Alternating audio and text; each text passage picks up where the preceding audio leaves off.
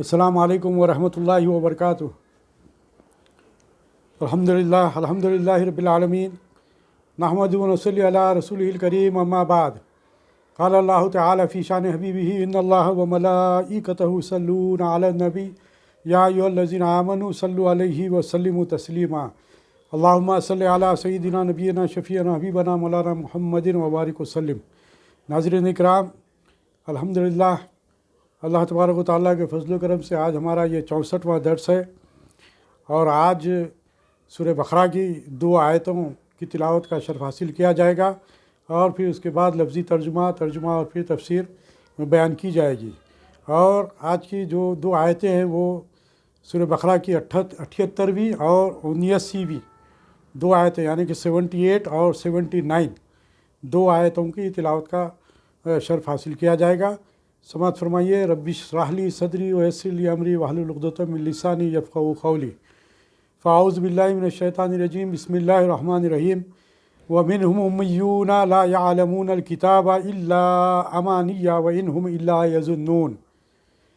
Foil للذین یکتبون الکتاب بایدیہم ثم یقولون ھذا من عند اللہ لیشتروا بہ ثمنا قلیلا فویل لہم مما کتبت ایدیہم وویل لہم مما یکسبون۔ صدق اللہ العلی العظیم۔ ناظرین اکرام، ابھی میں نے 2 آیات کی تلاوت کا شرف حاصل کیا۔ آئیے اب اس کا لفظی ترجمہ سماعت فرمائیے کہ وَمِنْهُمْ، اور کچھ ان میں سے، امیون، ان پڑھ ہیں،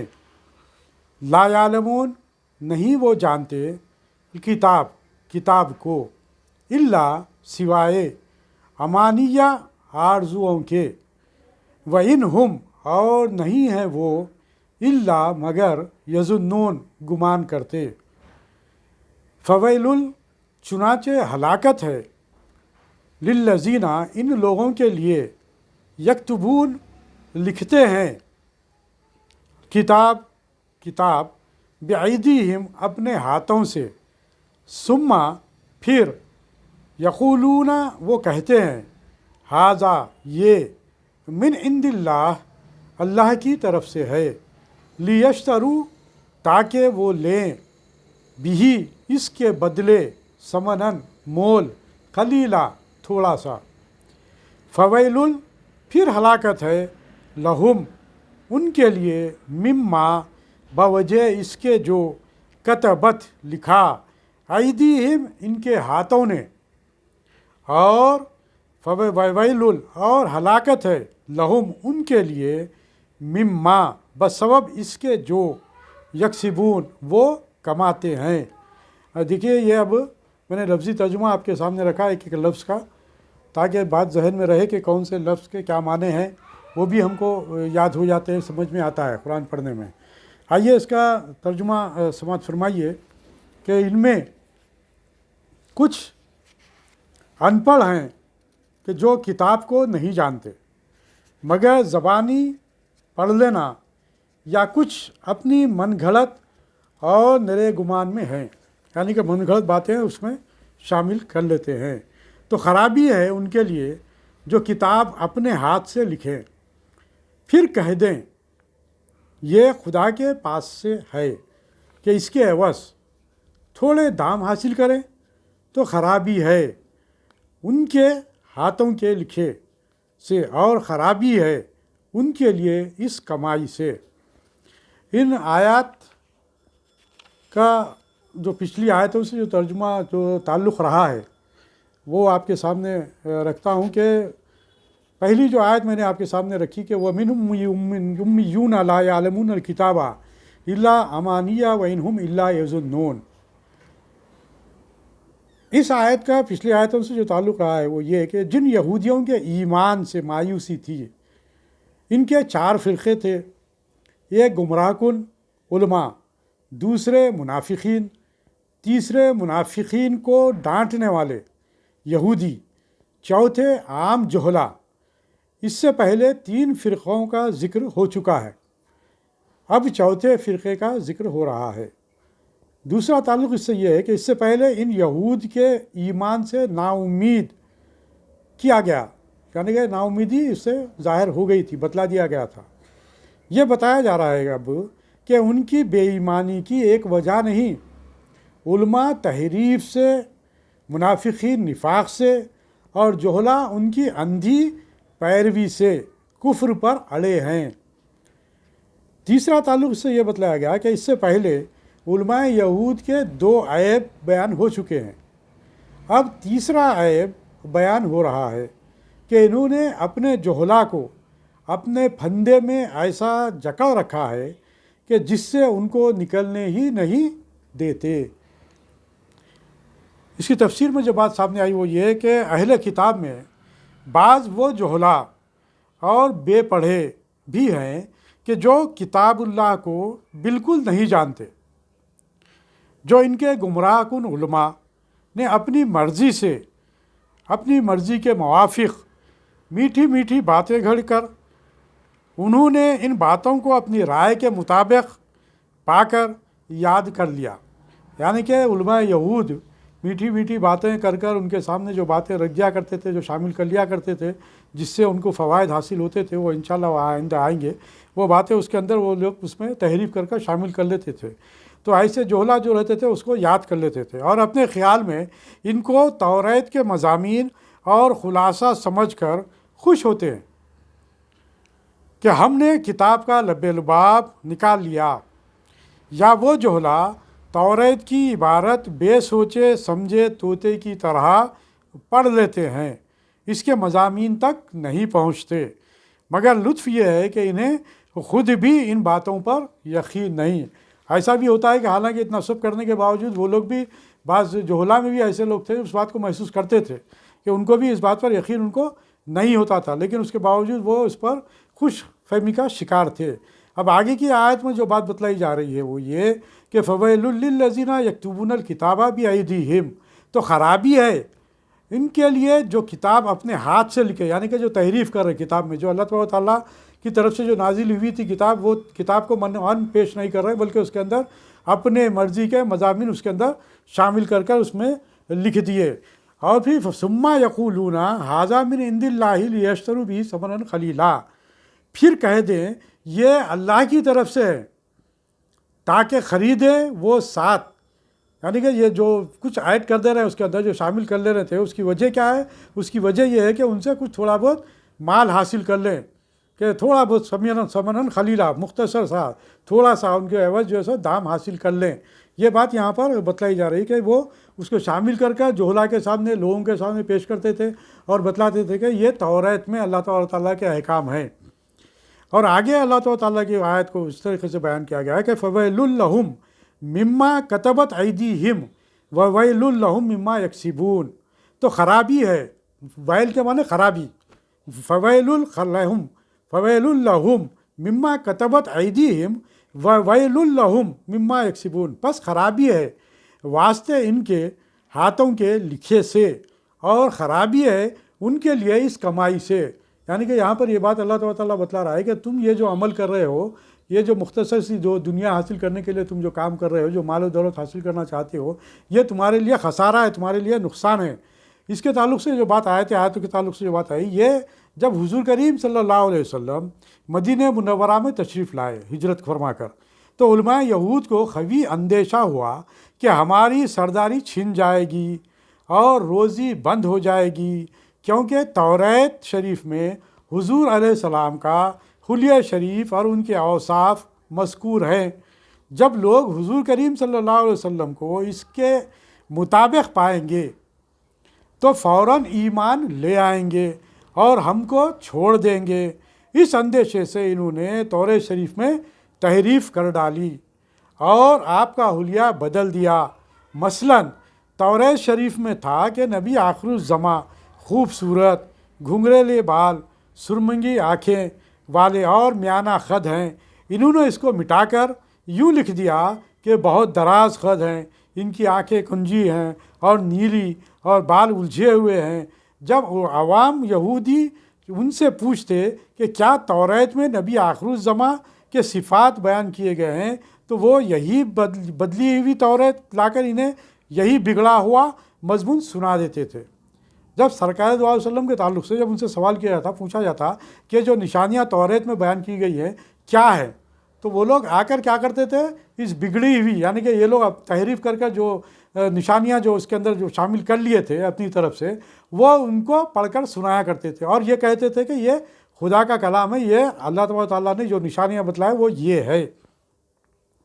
اور کہتے کہ رب نے توریت میں یہ اوصاف بیان کیے، حضور علیہ السلام میں ان میں سے کوئی صفت موجود نہیں۔ اس پر آیت کریمہ یہ جو ابھی جو آیت پڑھی گئی وہ آیت نازل ہوئی، اس کا شان نزول جو بیان کیا گیا وہ اس طریقے سے ہمارے سامنے آتا ہے۔ ان علماء یہود کا یہ حال ہے کہ امیروں کو راضی کرنے اور اپنی سرداری قائم رکھنے کے لیے یہ غلط مسائل اور جھوٹی روایتیں توریت شریف میں لکھ کر لوگوں کے سامنے پیش کر دیتے اور نہایت دلیری سے کہہ دیتے ہیں کہ یہ اللہ کی طرف سے ہے، یعنی توریت کی اصل عبارت ہے۔ اگر یہ کسی پرانی لکھی ہوئی کتاب کو اپنی خوش عقیدگی سے من عند اللہ کہہ دیتے تو بھی ایک بات تھی۔ یہاں پر غور و فکر کرنے کی بات تھی کہ اگر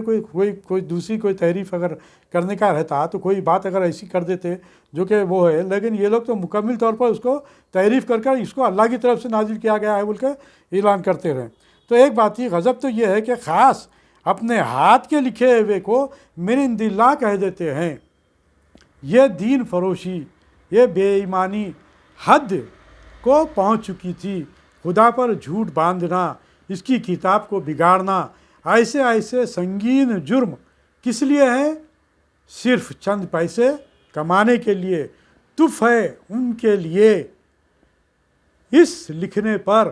اور لعنت ہے ان کی اس کمائی پر۔ جو آخری جو آیت میں جو بات بتلائی گئی کہ یہ ان کے لیے خرابی ہے، فَوَيْلٌ لَهُم مِّمَّا كَتَبَتْ أَيْدِيهِمْ وَوَيْلٌ لَهُم مِّمَّا يَكْسِبُونَ، تو خرابی ہے ان کے ہاتھوں کے لکھے سے اور خرابی ہے ان کے لیے اس کمائی سے۔ ان باتوں سے جو باتیں ہمارے سامنے آتی وہ یہ کہ کتابوں میں جو تحریف کی گئی ان یہودی علماء نے، اس کے جو وجوہات جو بتلائے گئے ماضی میں بھی، یعنی کہ اس سے پہلے کی بھی آیتوں میں اس بات کا تذکرہ کیا جا چکا ہے کہ وہ یہودی اس طریقے سے، اصل ان کو ڈر کس بات کا تھا؟ ان کو ڈر اس بات کا تھا کہ جب سرکار دو عالم صلی اللہ علیہ وسلم مکہ مکرمہ سے ہجرت کر جب مدینہ شریف تشریف لائے اور مدینہ کے اطراف میں جو علماء یہود رہا کرتے تھے، تو وہ لوگوں کو اس بات کا ڈر اور خدشہ پیدا ہو گیا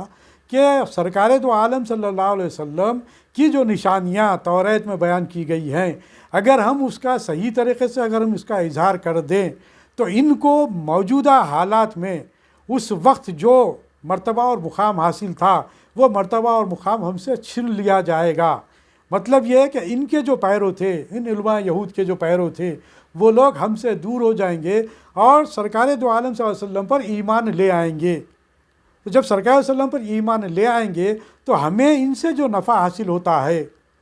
یا پھر ہماری جو حکومت ان پر ہے وہ ہم سے چھن لی جائے گی اور ہم غربت کا شکار ہو جائیں گے، مال و دولت ہم سے چھن لی جائے گی، یعنی کہ جو لوگ ان کی مدد کیا کرتے تھے وہ لوگ ان کی مدد نہیں کریں گے۔ تو ان دو خدشات کے تحت ان لوگوں نے توریت میں نہ صرف تحریف کی بلکہ اس کو غلط بیانی سے کام لیا، اور ان جہلا کے سامنے، ان لوگوں کے سامنے جو توریت کے سے واقف نہیں تھے، جیسا کہ امیون کا لفظ استعمال کیا گیا ابتدا میں۔ امی کے معنی کیا ہے؟ لکھے پڑھے نہیں رہنے والوں کو امی کہا جاتا ہے، جو لکھے پڑھے نہیں ہوتے انہیں امی کہا جاتا ہے۔ امیون کے معنی اس کا جمع ہے، امی کا جمع امیون ہے، پلورل فارم جو ہے وہ امیون ہے۔ تو وہ جو پڑھے لکھے نہیں تھے، جو ان پڑھ جو لوگ تھے، ان کے سامنے توریت کو اس طرح بیان کرتے تھے اور کہتے تھے کہ یہ اللہ کا کلام ہے، اللہ نے یہ نشانیاں بتلائی ہیں۔ جس طرح آپ کے سامنے بات رکھی گئی کہ سرکار دو عالم صلی اللہ علیہ وسلم کی شبیہ مبارک، سرکار دو علیہ وسلم کی جو جسامت، سرکار علیہ وسلم کا جو چہرے مبارک، سرکار دو علیہ وسلم کے جو زلف، سرکار علیہ وسلم کی جو چشمے اور آنکھیں اور ان کا رہن سہن، ان کا اٹھنا بیٹھنا، جو تمام چیزیں جو صفات حمیدہ سرکار علیہ وسلم کے تعلق سے جو توریت میں بیان کی گئی تھی، اس کے برعکس یہ لوگ بیان کرنے لگے تاکہ جب وہ سنے تو دیکھے سرکار دو علیہ وسلم کو تو بالکل اس کا برعکس پائیں۔ تو تو یہ وجہ علماء یہود کی رہی کہ وہ اس طریقے سے تحریف کر کر اپنی دنیا کمانا چاہتے تھے۔ تو دنیا کمانے کے لیے بات یہاں پر یہی کہی گئی کہ تف ہے تمہارے اوپر، تمہارے لیے خرابی ہے اس کے اندر، تم یہ سمجھ رہے ہو کہ تم یہ جو مال دولت جو کما رہے ہو، تمہارا جو مقام و مرتبہ ہے یہ ہمیشہ رہنے والا ہے، یہ رہنے والا نہیں ہے۔ ہم بھی آج الحمدللہ اس بات سے بخوبی واقف ہے کہ ہماری زندگی مختصر زندگی ہے، اور ہم جو کچھ بھی کر رہے ہیں، جو کچھ بھی کما رہے ہیں، یہ مختصر سا استعمال کرنے کے لیے ہے۔ ہم جو اس دنیا میں ٹھہرے ہوئے ہیں مختصر سے وقفے کے لیے آئے ہوئے ہیں۔ ان باتوں کو، ان احادیث سے اور ان آیات سے جو ہمیں جو درس ملتا ہے، جو سبق ملتا ہے، اس کو ہم کو اپنی زندگیوں میں عکس کرنا ہے، اس کو جذب کرنا ہے، اس کو محسوس کرنا ہے کہ یہ علماء یہود کے تعلق سے جو بات بتلائی گئی کہ وہ لوگ اسی دنیا کے لیے، اسی مقام و مرتبے کے لیے انہوں نے نہ صرف توریت میں تحریف کی بلکہ غلط بیانی سے کام لیا، اور یہاں تک غلط بیانی سے کام لیا کہ اسے انہوں نے اللہ کا کلام قرار دیا۔ کس قدر جھوٹ! تو یہ علماء یہود میں یہ معاملہ ان کا رہا ہے۔ تو ان آیات سے ہمیں یہ درس ملتا ہے، ہم کو اس بات کو محسوس کرنا چاہیے کہ یہ جو دنیا کمانے کے لیے ان لوگوں نے جو اپنا وقت لگایا، یا جو کچھ بھی ان لوگوں نے غلط بیانی سے کام لیا، تو اس پر اللہ تبارک و تعالیٰ نے کیا کہا؟ اس پر اللہ تبارک و تعالیٰ نے یہی کہا کہ یہ تمہارے لیے خرابی ہے، تمہارے لیے نقصان ہے اس کے اندر۔ تو اسی بات کو ہم کو پیش نظر رکھنا ہے کہ ان آیات سے ہم کو جو درس ملتا ہے وہ یہ کہ اس دنیا کو کمانے کے لیے ناجائز طریقے اگر ہم اختیار کرتے ہیں تو یہ ہمارے لیے نقصان ہے، یہ فائدہ نہیں ہے۔ اس میں ہمارے لیے کوئی فائدہ نہیں ہے۔ جس میں دنیا خراب ہو رہی ہے اور آخرت خراب ہو رہی ہے، تو اس کو کون عقل مند کہے گا کہ اس میں فائدہ ہے؟ کون عقل مند اس بات کا محسوس کرے گا، اس بات کو سمجھے گا کہ اس میں فائدہ ہے؟ جس میں کہ وہ یہ جانتا ہے کہ اس کی دنیا مختصر ہے، اس کی زندگی مختصر ہے۔ اس کی زندگی جب اس کی مختصر ہے تو پھر اس دنیا کے پیچھے پڑے رہنا، اس دنیا کے پیچھے دوڑنا، حلال اور حرام میں تمیز نہیں رکھنا، جس طرح یہودیوں نے کیا، حلال اور حرام کے فرق کو مٹا دیا۔ کس کے لیے؟ اسی دنیا کے لیے، اسی دنیا کو حاصل کرنے کے لیے، اسی مقام و مرتبے کو حاصل کرنے کے لیے۔ آج بھی اگر ہم غور کریں تو یہ بات سمجھ میں آئے گی کہ آج جو لوگ دولت کے پیچھے پڑے ہوئے ہیں یا مقام و مرتبہ حاصل کرنے کے لیے پیچھے پڑے ہوئے ہیں، تو کیا ان کی زندگی جائز طریقے پر قائم ہے؟ تو الحمدللہ کوئی خرابی نہیں ہے۔ اگر حلال کے دائرے میں رہ کر وہ دولت کماتے ہیں، الحمدللہ کوئی خرابی نہیں ہے، کوئی رکاوٹ نہیں ہے۔ لیکن اگر حلال سے ہٹ کر، حلال کا جو حدود اللہ تبارک و تعالیٰ نے قائم کیے اس کو تجاوز کر کر حرام کمائی کمانا چاہتے ہیں، یا پھر اپنے دبدبے کے ذریعے، اپنے مال و دولت کے ذریعے شرفا پر زور اور ظلم کرنا چاہتے ہیں اور مقام قائم رکھنا چاہتے ہیں، اپنا مرتبہ قائم رکھنا چاہتے ہیں، تو یہ تمام چیزیں ان کے لیے خسارہ ہے، فائدہ نہیں ہے۔ کیونکہ یہ جو مال و دولت ہے چھوٹنے والی ہے، اور یہ جو مقام و مرتبہ ہے یہ چھوٹنے والا ہے، اور رہنے والی جو زندگی ہے وہ ہمیشہ ہمیشہ کی ابد الآباد، ہمیشہ ہمیشہ رہنے والی زندگی ہے، جو ہمارے اختتام پر ہماری زندگی موت، یعنی کہ موت سے ہماری زندگی کا آغاز ہوگا، دوسری زندگی کا آغاز ہوگا، دوسری زندگی خبر کی زندگی، دوسری زندگی خبر کی زندگی، اور خبر میں ہم سے سوالات کیے جائیں گے، اس کے جوابات اگر ہم اچھے دیں، صحیح جوابات دے دیں، تو سمجھیے کہ ہماری خبر کی زندگی قیامت تک کے لیے اٹھائے جانے والی وہ جو زندگی ہے وہ بہتر رہے گی۔ اور اگر ہم سوالات کے صحیح جواب دینے کے موقف میں نہیں رہیں گے، جو سوال کیے جائیں گے اس کا ہم صحیح جواب نہیں دیں گے، سرکار دو عالم صلی اللہ علیہ وسلم کی ہم پہچان نہیں کر پائیں گے، تو پھر ہمارے لیے وہ خسارے کی زندگی رہے گی، ابدی جو خبر کی جو زندگی ہے وہ خسارے والی زندگی رہے گی، کہ قیامت تک اٹھائے جانے والی جو زندگی ہے وہاں پر آپ کو اس طریقے سے رکھا جائے گا کہ آپ کی خبر میں دوزخ کی، آپ کے مطلب مراد یہ کہ جو لوگ ان برائیوں میں ملوث ہوتے ہیں، ان لوگوں کے لیے یہ بات کہی جا رہی ہے کہ ان کو اس بات کو محسوس کرنا چاہیے، اس بات کو اپنے سامنے رکھنا چاہیے کہ اس خبر کی جو زندگی رہے گی اس خبر میں دوزخ کی کھڑکیاں کھول دی جائیں گی، اور اس پر عذاب میں وہ مبتلا رہیں گے، وہ جہنم کی آگ میں مبتلا رہیں گے، پھر قیامت میں اٹھایا جائے گا، پھر قیامت کے بعد کی جو زندگی ہے وہ ہمیشہ ہمیشہ ہمیشہ ہمیشہ رہنے والی زندگی ہے۔ پھر وہاں پر فَمَن يَعْمَلْ مِثْقَالَ ذَرَّةٍ خَيْرًا يَرَهُ وَمَن يَعْمَلْ مِثْقَالَ ذَرَّةٍ شَرًّا يَرَهُ کہ ہر وہ عمل آپ کے سامنے پیش کر دیا جائے گا۔ ذرہ برابر بھی اگر خیر کا کام کرو گے تو آپ کو اس کا اجر دیا جائے گا، اور ذرہ برابر بھی اگر شر کا کام کرو گے، ناجائز کام کرو گے جو اللہ تبارک و تعالیٰ ناراض ہوگا، تو اس کا عذاب تم پر جیسے عذاب میں مبتلا ہوں گے، اس سے نقصان ہوگا، اس سے خسارہ ہوگا۔ تو خبر کی زندگی کو بہتر بنانے کے لیے ہم کو کیا کرنا چاہیے کہ آج کی جو زندگی ہے اس زندگی کو سنبھل کر چلنا پڑے گا۔ آج کی زندگی کو اگر ہم سنبھال کر لے کر چلیں، حدود اللہ میں لے کر چلیں، تلک حدود اللہ، اللہ تعالیٰ نے جو حدود قائم کیے ہیں اس کے اندر اگر ہماری زندگی رہی تو سمجھیے کہ ہماری خبر کی زندگی ایسی ہوگی کہ وہاں پر ہم سوال کے صحیح جوابات دیں گے۔ پھر جب صحیح جوابات دیں گے تو پھر ہمیں اس طرح سلا دیا جائے گا۔ مختلف روایات ہے کہ جس طرح دلہن کو پھولوں کی سیج پر سلایا جاتا ہے، اس طرح دلہن کی سیج پر سلائے سر کا آپ کو خبر میں سلا دیا جائے گا، اور آپ کی خبروں میں جنت کی کھڑکیاں اور دروازے کھول دیے جائیں گے، اور اس طریقے سے آپ آرام سے رہیں گے، اور پھر قیامت کے دن اٹھیں گے، اور قیامت کے بعد آپ کو جنت جیسی عظیم ترین نعمت سے اللہ تبارک و تعالیٰ سرفراز فرمائے گا۔ اس سے بڑھ کر یہ کہ اللہ تبارک و تعالیٰ کا دیدار ہمیں حاصل ہوگا۔ سب سے بڑی بات یہ کہ اللہ تبارک و تعالیٰ کا دیدار ہمیں حاصل ہوگا۔ خبر میں سرکار دو عالم صلی اللہ علیہ وسلم کا دیدار حاصل ہوگا، اور پھر قیامت میں اللہ تبارک و تعالیٰ کا دیدار ہمیں حاصل ہوگا، اور پھر قیامت میں سرکار دو علیہ وسلم کی شفاعت ہمیں حاصل ہوگی، اور اللہ تبارک و تعالیٰ کا فضل و کرم ہمیں حاصل ہو کر وہ ہماری مغفرت کریں گے۔ تو اس کے لیے ہماری یہ جو مختصر سی زندگی ہے، اس زندگی کو سنبھال کر لے کر چلنا ہے، ورنہ ان علماء یہود کی طرح جو بات بتلائی گئی کہ تم اس مال و دولت کو حاصل کرنے کے لیے، تم یہ جو اپنا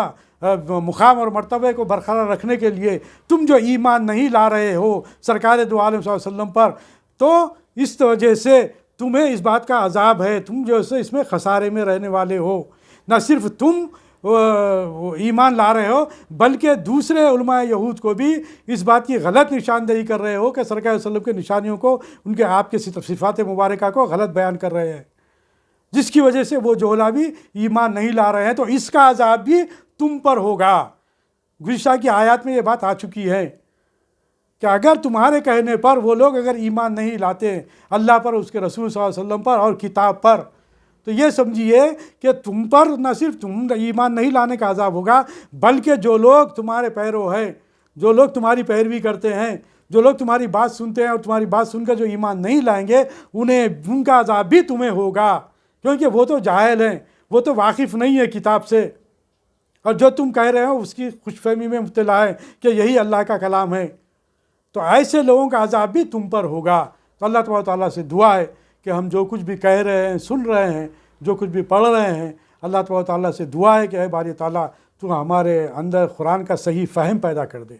قرآن کو صحیح سمجھنے والا بنا دے، قرآن کی صحیح ہم کو تعلیم عطا فرما، قرآن کو ہم سمجھنے والے بنے، نہ صرف قرآن کو سمجھنے والے بنے بلکہ قرآن پر عمل کرنے والے بنے، نہ صرف عمل کرنے والے بنے بلکہ دوسروں تک پہنچانے والے بنے، کیونکہ یہ ذمہ داری اللہ تبارک و تعالیٰ نے ہمیں دی ہے۔ یہ بات بار بار اسی لیے کہی جاتی ہے کہ یہ بہت اہم ترین ذمہ داری اللہ تبارک و تعالیٰ نے امت مسلمہ کے ایک ایک فرد پر عائد کی ہے، ایک ایک فرد پر عائد کی ہے کہ لوگوں کو نیکی کی طرف ترغیب دینا اور برائیوں سے روکنا، لوگوں کو اسلام میں پوری طریقے سے داخل ہونے کی ترغیب دینا، یعنی کہ اسلام کے جو ارکان ہے اس پر پوری طریقے سے عمل پیرا ہونے کی طرف ترغیب دینا، نمازوں کی پابندی، روزوں کی پابندی، زکوٰۃ کی ادائیگی، حج کی ادائیگی، اور پھر کامل ایمان اللہ پر، اس کے رسول صلی اللہ علیہ وسلم پر، اور تقدیر پر، اور قیامت کے دن اٹھائے جانے پر، یہ تمام جو ایمانیات کی جو کیفیات ہے ان تمام چیزوں کو دوسروں تک پہنچانا، اور اللہ تبارک و تعالیٰ کے پاس ہم جواب دہ ہیں ہر عمل کے، اس بات کو پہنچانا یہ ہمارے لیے ہر ایک کے لیے ضروری ہے، تاکہ جو لوگ غلط راستے پر چل رہے ہیں وہ رک جائیں اور صحیح راستے کو اپنا لیں۔ تو جب وہ معاملہ اگر ہو جائے گا کہ کوئی لوگ آپ کے کہنے کی وجہ سے صحیح راستے پر آ جائیں گے، برائیوں سے بچ جائیں گے، تو یہ سمجھیے کہ وہ نیکی جو کرنے والے ہیں اس کا اجر بھی آپ کو ملے گا، اس کا اجر بھی آپ کو ملے گا۔ اس لیے یہ ہماری ذمہ داری ہے کہ نیکیوں کا حکم زیادہ سے زیادہ لوگوں تک پہنچاتے رہیں اور برائیوں سے روکتے رہیں۔ اللہ تبارک و تعالیٰ سے دعا ہے کہ جو کچھ بھی ہم کہہ رہے ہیں جو سن رہے ہیں اللہ تبارک و تعالیٰ اس پر عمل کرنے کی توفیق عطا فرمائے، اور دوسروں تک اس بات کو پہنچانے کی کوشش کریں جو کہ ہماری اپنی ذمہ داری ہے۔ اللہ تبارک و تعالیٰ ہی دلوں کو پھیرنے والا ہے۔ ربنا لا تزغ قلوبنا بعد إذ هديتنا وهب لنا من لدنك رحمة إنك أنت الوهاب ربنا اغفر لي ولوالدي وللمؤمنين يوم يقوم الحساب ربنا لا تؤاخذنا إن نسينا أو أخطأنا ربنا ولا تحمل علينا إصرا كما حملته على الذين من قبلنا ربنا ولا تحملنا ما لا طاقة لنا به واعف عنا واغفر لنا وارحمنا أنت مولانا فانصرنا على القوم الكافرين اللهم إني أسألك إيمانا كاملا ويقينا صادقا ورزقا واسعا وقلبا خاشعا ولسانا ذاكرا ورزقا حلالا طيبا وتوبة نصوحا وتوبة قبل الموت وتوبة قبل الموت وراحة عند الموت وراحة عند الموت ومغفرة ورحمة بعد الموت والعفو عند الحساب والفوز بالجنة والنجاة